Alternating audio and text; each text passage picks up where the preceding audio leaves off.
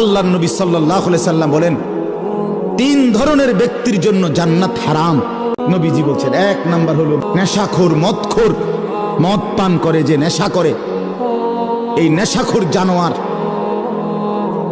মদখোর, ফেন্সিখোর, বাবাখোর, ডাইলখোর, তার জন্য আল্লাহ রাসূল বলছে জান্নাত তোর জন্য হারাম। 2 নাম্বার পিতা মাতার নাফরমান, মা বাবারে কষ্ট দেয় যে, মা বাবার উপরে জুলুম করে যে, মা বাবার অবাধ্য যে, তার জন্য জান্নাত হারাম।